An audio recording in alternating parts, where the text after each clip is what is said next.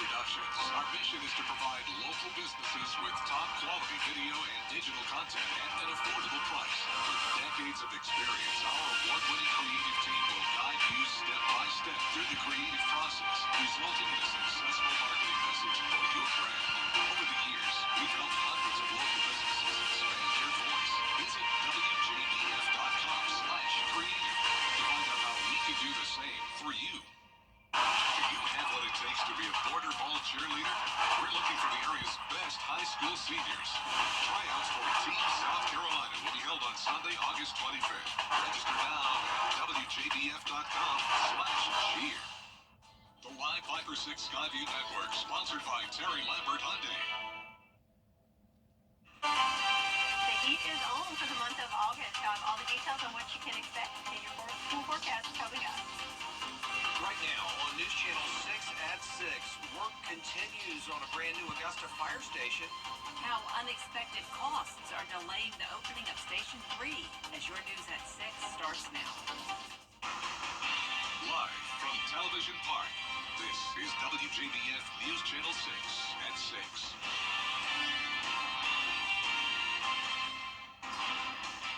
Good evening, everyone. I'm Jenny Montgomery. I'm Brad Means. Thanks for joining us. Coverage you can count on begins with the wait lasting a little longer to get a new fire station in Augusta up and running. Fire station number 3 will provide protection to the fast-growing area near Fort Eisenhower.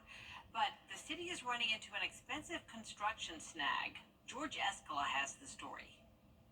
Getting the site ready for new fire station number 3 has turned from a molehill into a mountain. We're going to have to spend more money. I know people don't like that. I don't, as a conservative, I don't like to have to spend more money if not needed. Back in April, the city broke ground on the long-awaited Station 3 located at Gordon Highway and Powell Road. But poor soil conditions are raising alarms. Almost 380 truckloads of material have already been removed from the site, with more anticipated. And that's causing the construction budget to increase dramatically. It's unfortunate. I know there was some construction debris that was found once they started excavating the property, and that's really where all this money is coming from. So, unfortunately, these are the things that really any construction project runs into. Commissioners next week will be asked to approve a more than $430,000 budget change order to pay for the debris removed and the more yet to come. These change orders need to be examined a little bit more. If there is an emergency, we should certainly address that emergency. But those change orders ought to be something that we have conversations about. Yeah, I do support it. I want this fire station to be right, and I want it done right. I want it there for many years. I want it there for the citizens. The fire chief says this is a perfect location for the city's newest fire station, even as the site is proving to be less than perfect. In Augusta, George Escala, WJBF, News Channel 6. Augusta leaders looking to address the city's bad roads and drainage in the next phase of the sales tax. They're working on the project list for SPLOST 9, and they're hearing from, among other departments, engineering. Their wish list is about $180 million worth of things, including road resurfacing and drainage work. At least one commissioner says he wants to see that entire engineering list make it to the final package. He's actually looking at every facet of the problems that we have in Augusta, Richland County, and he put it together. And it's not favoring one side of the fence or the other. And what we need to do is keep that package like that and then just chisel away if we have to. The infrastructure wish list includes funding for 8 new roundabouts in Augusta. Commissioners are looking to approve a final list for the next SPLOST early next year. A murder investigation is underway in Richmond County. On Saturday, a woman was shot at least once on Ellis Street near Welsh Lane downtown. She died from her injuries last night. No arrests have been announced. It is time now for our first check of the weather. Here's meteorologist Sherry Shealy. Hey guys, so we keep talking about the heat, and when I think the heat, I want to be at the beach. That's one place you can be, kind of beat the heat. As we have a live look here on our Terry Lambert Hyundai Skyview Cam, one of my favorite spots at Edisto Beach, South Carolina. The waves looking pretty rough there, but I'm sure they have a nice little breeze to cool them off. But here, not much to cool us off in regards to winds. It looks like our highest wind speeds 8 miles per hour in Edgefield, 7 in Augusta, but most of us pretty light and variable winds. Temperatures though, nothing light there, as it's very, very hot. 94 degrees here in Augusta, 99 still in Bamberg, 95 in Gibson.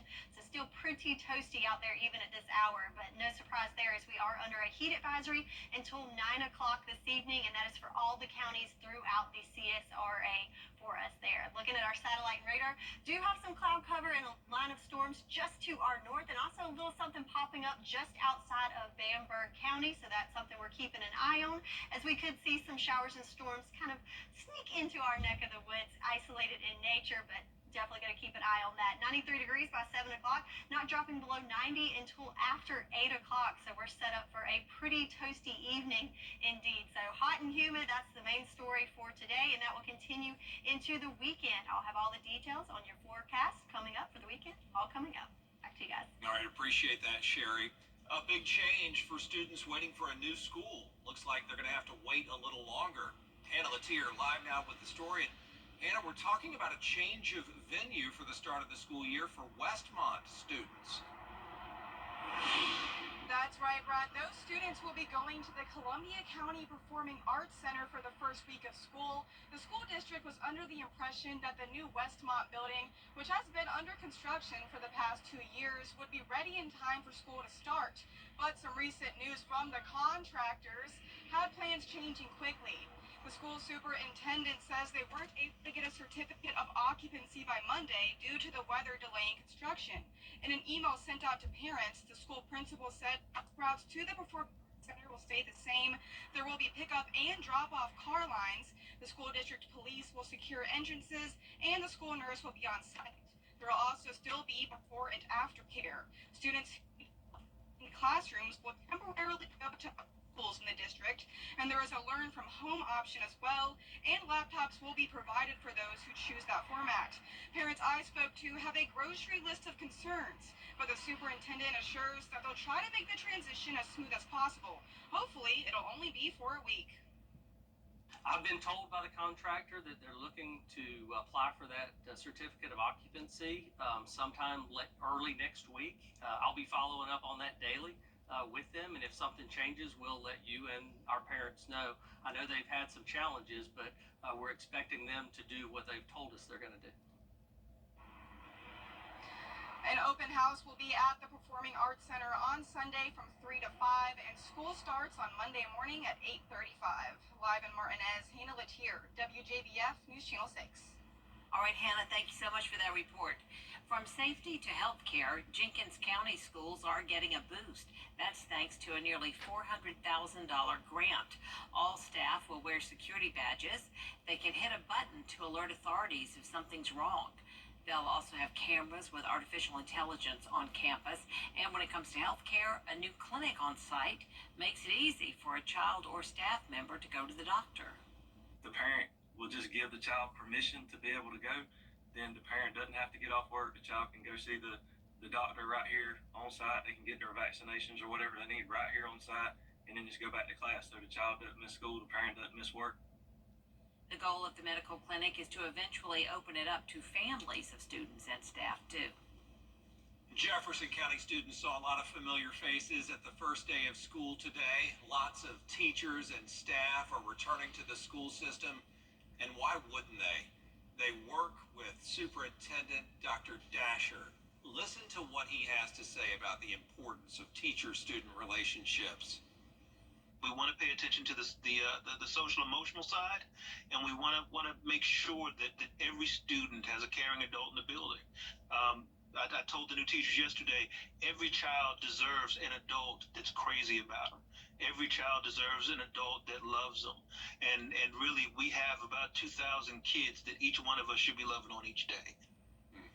I'm telling you, that's beautiful. This year, Jefferson County has about 200 teachers, and we appreciate you.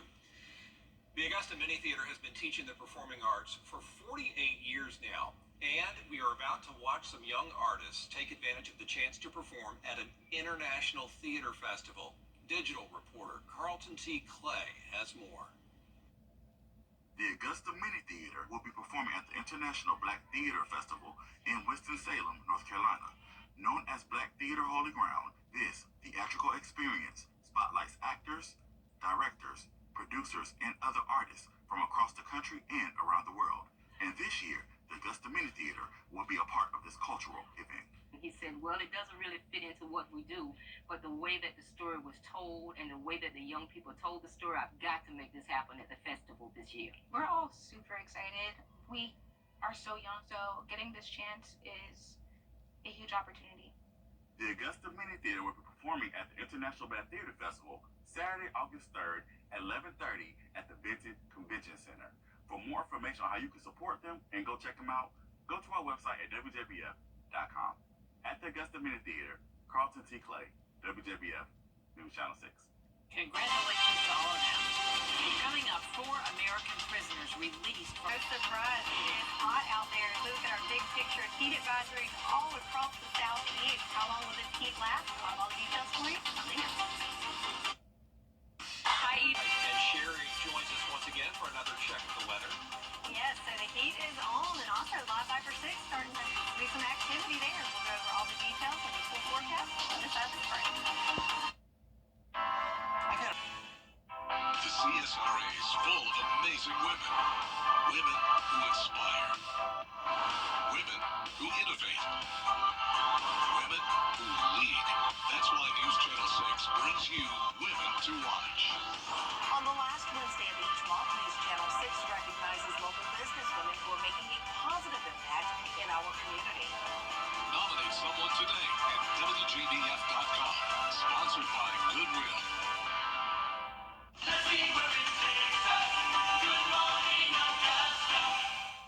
Weather headlines on News Channel 6. Brought to you by Nixon Roofing. The Live Viper 6 mobile app. Download it today. Now, your most accurate forecast with WJBF Live Viper 6. It is now 6:17, and it is still toasty out there, even though it looks beautiful outside on our Terry Lambert Hyundai Sky View Cam. We've got blue skies and a few fair weather clouds, and I guess also some bugs flying around, but it is hot. Temperature-wise, 94 degrees under those partly cloudy skies.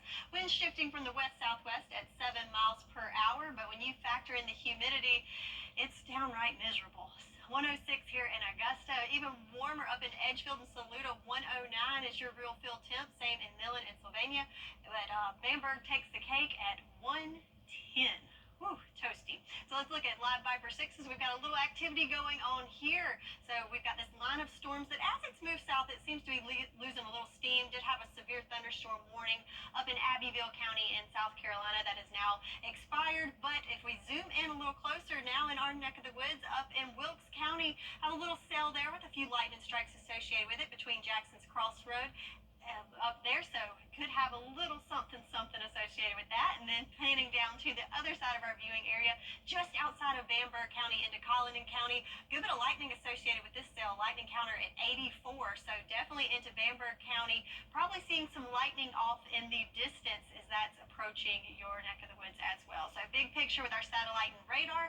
So a few clouds associated with that line, and this is a trough that we're keeping an eye on. As that moves over us, it's going to stall out over the weekend, and behind it a cold front. Those two weather features is what's going to bring us what could be a wet weekend. So we've got the afternoon scattered showers and storms for today, and that will continue for your Friday. But once that trough stalls out, that's when those rain chances will really ramp up over the weekend. And then moving into the week ahead, we could have some more rain on the way thanks to what's going on in the tropics. We're looking closer to home with our future cast. Again, just those little isolated cells over the next couple of hours. Not expecting anything severe in nature and definitely very isolated. Then we've got some clouds in the area overnight, but then as we go into the early morning hours of Friday, that's when we'll see some storms start to pop up in our southern lying counties. So could hear some rumbles of thunder first thing in the morning. Then those will die off. looking at a partly cloudy day for your Friday overall, and then kind of wash and repeat as we get into the afternoon hours. That's when you can see those storms pop up again tomorrow. But for tonight, pretty mild overnight with 73 degrees for our overnight low under partly cloudy skies. Pretty warm. In fact, above average, and that heat will continue for your Friday. Looking at 96 degrees for our high temperature, and when you factor in the humidity, again 110, so would not be surprised if we have another heat advisory in effect for tomorrow. Temperatures will start to drop just a little bit for the weekend, and I mean little, lower 90s, still going to be pretty hot out there, but as those temperatures drop, we will see our rain chances increase as we're looking at some scattered storms over the weekend, and it's a good time to win an umbrella because you're going to need it with those scattered storms coming. So congratulations to tonight's winner, Shirley Downs from Gibson, Georgia. All right. Television Park, claim your prize. Yes, Yeah, indeed. congratulations, Shirley. Sherry, thanks. Coming up, Kirby Smart and the Georgia Bulldogs begin fall camp. And a local girls high school flag football player setting a new benchmark for local players in sports. We're starting a movement. We're starting a movement. Well, technically a don't movement. Because we work hard, we want to relax hard. Lazy Boy is celebrating National Lazy Day. Great deals on your new favorite lazy spots. Lazy Boy, long live the lazy. The Coffee Club on News Channel 6, sponsored by Honda Cars of Aiken. Weather headlines on News Channel 6, brought to you by Nixon Roofing. Now, WJBF sports coverage you can count on. Girls high school flag football is one of the fastest growing sports in the country. Just this past season, the Greenbrier girls team won the area's first ever state championship, knocking off Lithonia Springs at Mercedes-Benz Stadium. And now, more history being made over at Evans High School, where, to the best of our knowledge, Knights quarterback Lily Stevenson becomes the area's first flag football player to sign a college scholarship. Stevenson signing with Emmanuel University after throwing for more than 1,800 yards and 28 touchdowns in her senior season. Now she's paving the way for the next generation of flag football players in the area. It means everything to me. Growing up, I had 3 brothers playing tackle football with them in the yard, and now I get a chance to play with girls, and it's just amazing. It's just special. Coach Lighty kind of mentioned it in his speech there, just her loyalty, her compassion for other teammates, her being a team player. Just it meant everything to her. Since she left this summer, she came to our tryouts to help, and just Evans football meant a lot to her. Evans flag football meant a lot to her, and you can't replace that. Her and her teammates already making an impact, as Evans has had such an increase in interest, they will add a junior varsity team for next season. Congratulations. In Athens, Kirby Smart and the Georgia Bulldogs meeting with the media before beginning fall camp on Thursday. Smart announced wide receiver Robert Thomas has been dismissed the team after his arrest last week for cruelty to children and 2 misdemeanor counts of battery family violence.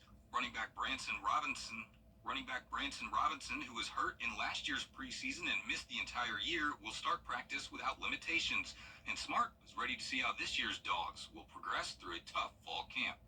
I don't know how this team's going to respond to when stuff gets hard and stuff gets tough and guys start complaining to each other and they're not running and they're not getting to the ball and practice is tiring. But that's what camp is. Our introduction last night was very deep into why do you have a training camp? What is the purpose of a training camp? It's to build the toughness within our team. Georgia are the preseason favorites to win the now 16-team Southeastern Conference in the Media Bowl. And in Paris at the Olympic Games, Kate Douglas adds to her silver medal with a gold medal in the women's 200-meter breaststroke, breaking her own American record. The New York native has extensive family here in Augusta who have been hosting watch parties for her events. And her teammate Katie Ledecky wins her 13th medal, passing Natalie Coughlin as the most decorated U.S. women Olympian of all time. In Augusta, Brendan Robertson, WJBF News Channel 6. You and me, we're the best of friends, and we'll stay together till the end. For years, Freddie the Forecaster has been a true friend to our community. We're the best of friends. Enter to win your very own Freddie bobblehead today at WJBF.com. Sponsored by Alpha Insurance. At Georgia Power,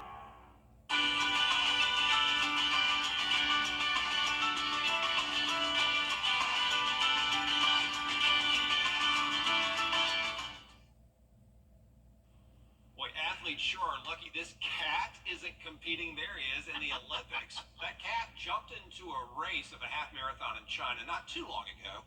The leading runner was headed toward the finish line, and they nearly collided if not for the cat's reflexes. This is from October. That cat really should have kept training because he could have made the Paris Olympics. No word on where he is now. But that is so fast. Yeah. Great job by the cat. Wonder what he was running from to be going that fast. Absolutely.